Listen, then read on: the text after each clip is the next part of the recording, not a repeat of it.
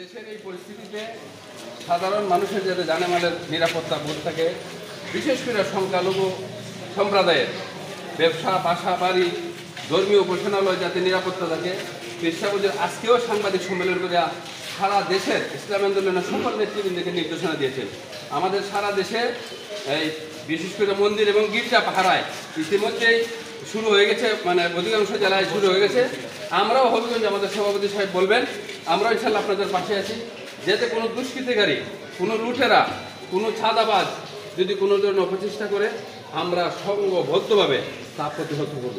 এই চোর, এই লুটেরারা কোনো দলের না, কোনো ধর্মের না, তাদেরকে আমরা সামাজিকভাবে প্রতিহত করবো। আমরা আপনার পাশে আছি। এখন বক্তব্য দেবেন ইসলামী আন্দোলন বাংলাদেশ হবিগঞ্জ জেলা শাখার সংগ্রামী সভাপতি জননেতা মহিবুদ্দিন আহমেদ সোহেল ভাই। মানে আমরা ইনফরমালি আলাপ যে আপনারা জানেন যে আসলে দেশের মানুষ তো একটা পর্যায়ে আছে। এই পর্যায় থেকে মানুষের যেটা হয়েছে যে হঠাৎ করে একটা পরিবর্তন হয়, ভালো মানুষে কিন্তু এইসব জিনিস কিছু করতেছে না। দুই সাইড খারাপ মানুষে দেশে একটা অস্থিতিশীল পর্যায়ে নেওয়ার চেষ্টা করতেছে। তো আশা করি আমরা সচেতন থাকি এবং সবাই যদি আমরা যেটা যে সবাই মিলে যদি আমরা কাজ করতে পারি, আশা করি দুষ্কৃতিকারী কিছুই করতে পারবে না বাংলাদেশে। কারণ এই দেশ আমার যেমন আপনারও তেমন, আমার যে রাইট আছে আপনারও সমান রাইট আছে। বিশ্বাস রাখবেন।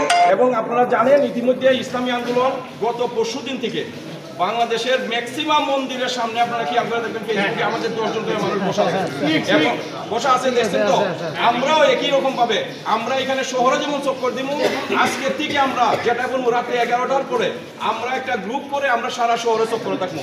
আমরা অনুরোধ থাকবে আপনারা যে কোনো ধরনের যদি কোনো সাহায্য যে কোনো সময় যে কোনোটা দরকার, আপনারা যেহেতু ব্যবসায়ী কল্যাণ সমিতির সভাপতি আপনারা জানেন ইসলামী আন্দোলনের হবিগঞ্জের জেলা সেক্রেটারি, উনাকে যেহেতু উনার নাম্বার আপনাদের কাছে অনেকের আছে, আপনারা জানাইলে পরে আমরা আশা করি 10 মিনিটের ভিতরে আমরা আপনাদের কাছে বলবো। আর আমরা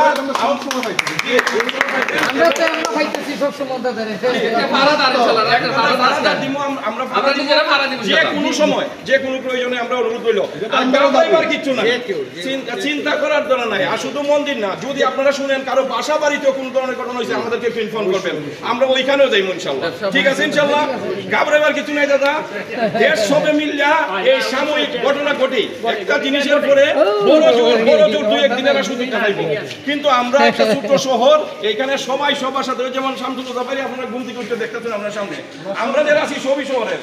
তো আমরা সবাই মিললা হবিগঞ্জে যার যে এলাকা যার জিনিস ঠিক রাখব।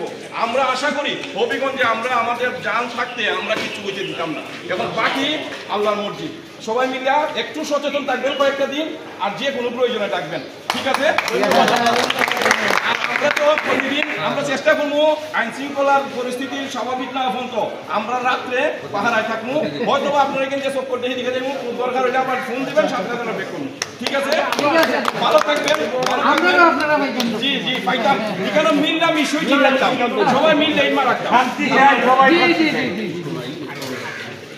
ঠিক আছে।